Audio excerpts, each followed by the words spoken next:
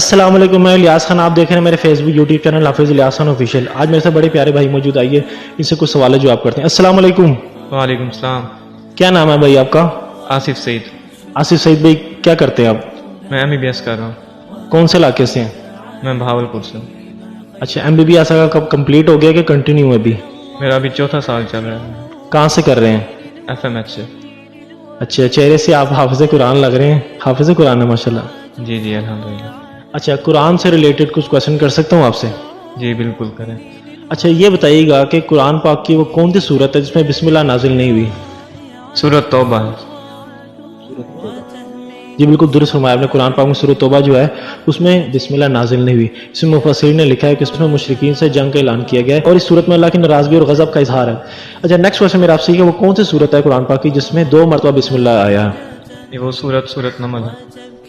سورۃ النمل، جی بالکل درست فرمایا آپ نے۔ سورۃ النمل میں قرآن پاک میں اللہ رب العزت نے پہلے جب سورۃ النمل شروع ہوئی بسم اللہ الرحمن الرحیم نازل ہوا، اور دوسرا سلمان علیہ السلام نے ملکہ بلقیس کو جو خط لکھا اس کی ہیڈنگ جو اوپر دی تھی انہ من سلیمان وانہ بسم اللہ الرحمن الرحیم، یہ لکھا گیا تھا۔ اچھا، نیکسٹ کویشچن میرا آپ سے یہ ہے کہ قرآن پاک کے وہ کون سے 2 جملے ہیں جن کو سیدھا پڑھے یا الٹا پڑھے ایک ہی بنتا ہے؟ یہ وہ جملہ یہ ہے کل فی فلک یسبحون، اس میں جو کل فی فلک ہے اس کو سیدھا پڑھیں یا الٹا پڑھیں ایک ہی بنتا ہے۔ جی بالکل درست فرمایا آپ نے۔ قرآن پاک میں جو 2 جملے ہیں کل فی فلک، یہ ان کو سیدھا پڑھیں یا الٹا پڑھیں ایک ہی بنتا ہے۔ اور سورہ مدثر میں اللہ رب العزت نے جو فرمایا نا وَرَبَّكَ فَكَبِّرْ، اس کو بھی آپ الٹا پڑھیں یا سیدھا پڑھیں ایک ہی بنتا ہے۔ اچھا آصف بھائی، نیکسٹ کویشچن میرا آپ سے یہ ہوگا کہ وہ کون سے نبی تھے جن کی نماز جنازہ جبرائیل امین نے آ کے پڑھائی تھی؟ حضرت آدم علیہ السلام۔ جی بالکل درست فرمایا آپ نے۔ آدم علیہ السلام کی نماز جنازہ جبرائیل امین آ کے پڑھائی تھی اور ان کی قبر کو چھپا دیا گیا تھا۔ اچھا، نیکسٹ کویشچن میرا آپ سے یہ ہے کہ اللہ رب العزت نے آدم علیہ السلام حوا علیہ السلام کو جب دنیا میں پھینک دیا تو آدم علیہ السلام کو کہاں پھینکا تھا، حوا علیہ السلام کو کہاں پہ پھینکا تھا؟ حضرت آدم علیہ السلام کو انڈیا کے قریب ایک پہاڑی ہے، مجھے اس کا نام نہیں پتا، ادھر پھینکا تھا۔ حضرت ہوا کا مجھے نہیں آئیڈیا۔ جی بالکل درست فرمایا آپ نے۔ سری لنکا کے قریب وہ پہاڑی ہے، وہاں پہ پھینکا تھا، جو پہلے انڈیا میں شامل تھے ابھی سری لنکا میں شامل ہو چکی ہے۔ حوا علیہ السلام کو جدہ میں پھینکا تھا۔ اچھا، یہ بتائیے گا کہ وہ کون سے نبی تھے جنہوں نے جو انسان کی شکل میں آئے تھے جان نکالنے کے لیے کسی نبی کے پاس، کہ انہوں نے اس کو تھپڑ مار دیا تو ان کی آنکھ نکل گئی تھی؟ اس کا مجھے نہیں آئیڈیا۔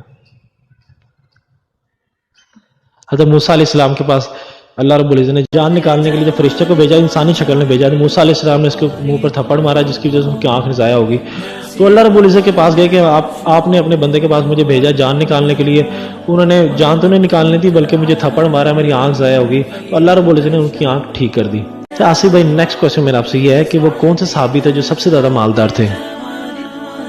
میرے خیال سے تو حضرت عثمان رضی اللہ تعالیٰ عنہ ہوں گے، کیونکہ جب جنگ کے حالات ہوتے تھے تو وہ بہت زیادہ مدد کیا کرتے تھے۔ جی بالکل درست فرمایا آپ نے۔ حضرت عثمان رضی اللہ عنہ بہت زیادہ مالدار تھے، اللہ کے راستے میں بہت زیادہ خرچ کرتے تھے۔ اس کے علاوہ حضرت عبد الرحمن بن عوف رضی اللہ عنہ تھے، وہ بہت زیادہ مالدار تھے، اور ان کے وفات کا واقعہ لکھا ہے کہ جب ان کی وفات ہوگی اس وقت جو ان کے ترکہ میں انہوں نے چھوڑا تھا، اللہ کے راستے میں بہت زیادہ خرچے تھے، اس کے باوجود اللہ رب العزت نے ان کے مال میں اتنی برکت دی۔ جب ان کی وفات ہوئی تو ان کی 4 بیویاں تھیں، 4 بیویوں کے لیے انہوں نے 80,000 دینار چھوڑے تھے، اور اس کے علاوہ 1000 اونٹ اور تقریباً 100 گھوڑے اور 300 بکریاں انہوں نے چھوڑی تھی، اور سونے کی اتنی بڑی بڑی اینٹیں تھیں کہ ان کو آری سے کاٹا جاتا تھا، اور آری کی جو نوک تھی وہ کنڈی ہو گئی تھی، اور جو اینٹیں کاٹنے والے تھے ان کے ہاتھ میں چھالے پڑ گئے تھے۔ اچھا آصف بھائی، آخری کویشچن میرا آپ سے کامن سینس کے حوالے سے یہ ہوگا کہ وہ کون سا جاندار ہے جس کو اپنی موت کا پتہ ہوتا ہے؟ وہ کوئی جاندار انسانوں میں سے ہے یا حیوانوں میں سے؟ وہ انسانوں میں سے ہی ہے۔ تو میرے خیال سے وہ جو سزائے موت کا قیدی ہوتا ہے اس کو پتہ ہوتا ہے۔ جی بالکل درست جواب دیا۔ سزائے موت کا جو قیدی ہوتا ہے اس کو اپنی موت کا پتہ ہوتا ہے۔ بہت اچھا لگا آپ سے گفتگو کر کے۔ اس کے ساتھ میری میزبان الیاس خان کو اجازت دیجیے۔ اللہ حافظ، السلام علیکم۔